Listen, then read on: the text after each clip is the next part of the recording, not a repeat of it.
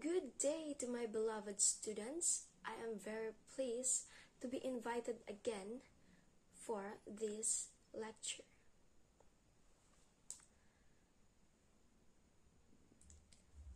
Have you ever wondered why we dream when we are asleep? And what does our dream mean? Or we tend to think that it is just a scenario that our mind is making. Or we think if it is just normal. Today, we are going to talk about dreams. I believe all of us dream. And if not, well, I guess you are not a human. I also dream mostly every night, and I won't deny that I'm also curious what my dreams really mean. In this speech, I'll be sharing to you about dreams, the facts about dreams, and different kinds of dreams, including its possible meanings. Let's first discuss what is dream. What does it really mean? Because sometimes we have misconceptions about it. We sometimes believe in our peers, or even in the internet, or even in a fortune teller and scientific explanation. One thing we know about sleep that it is essential for your overall health and well-being. It impacts your mood, muscle tissue, brain function, immune system. That's it. Well, it's easy to understand why we sleep each night. It's much more difficult to explain why we dream and how to interpret those dreams, especially if they are outlandish or terrifying.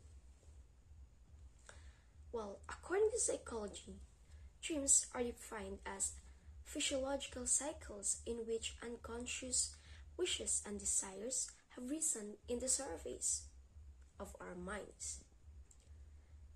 Dreams contain messages full of codes from layers of our unconscious mind.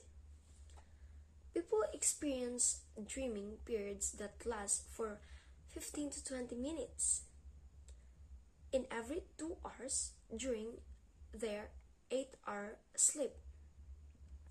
Thus, every person dreams approximately 3 to 4 times every night. So, in the article Medical News Today, it says that around 95% of dreams are forgotten by the time a person gets out of bed. Oh.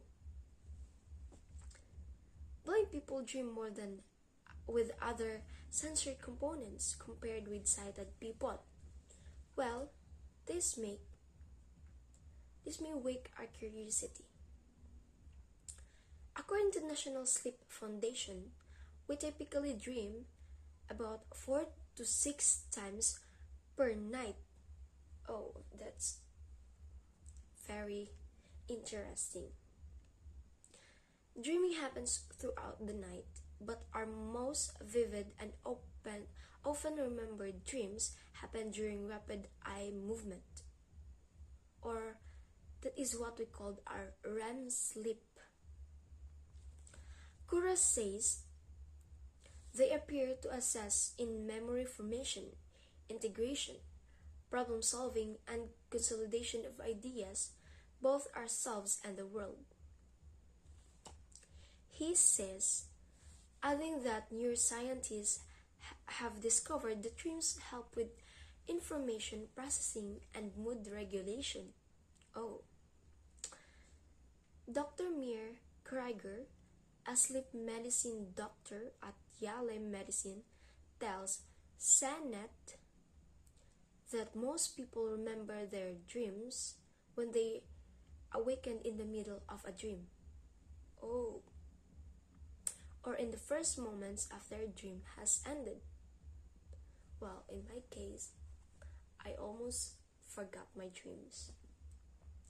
But the catch is that the memory only lasts for a short time. unless you write it down and repeat it in your head over and over. There's a good chance you'll forget your dream. It's likely that it's more common to forget dreams than it is to remember them, according still to Dr. Krager. Excuse me. Dreams is interesting to know, but to further know about it, let's dig deeper to different kind of dreams. Well, I can say there's a lot. One of these is nightmares. Well, I guess you are familiar of this. This kind of dream are very scary and disturbing. Almost everyone has nightmares from time to time, and there's not always a good reason why. Some potential causes of nightmares include watching or reading something scary, sleep deprivation, sleep apnea, nightmare disorder, eating right before bed, medication side effects, having a fever or being ill, sleep disorders such as narcolepsy. People experiencing a lot of stress, or who have mental health conditions like anxiety disorders may experience dreams that are more frightening. Up to 71% trusted source of people with post-traumatic stress disorder or PTSD may experience nightmares, which can be recurring if not treated. Excuse me again. Sorry, but yeah, I'm not feeling well. So let's continue. One study trusted source found that the three most common nightmare themes include death or dying, physical violence, and being chased or hunted. So, in my case, I dream about death and dying, and that's very terrifying.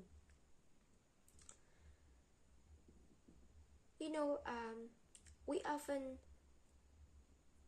confuse about the difference between nightmares and night terrors. So do you know what night terror is? Night terrors are a type of sleep disorders that's more common in children than adults. When someone has a night terror, they wake up terrified but only have a vague idea.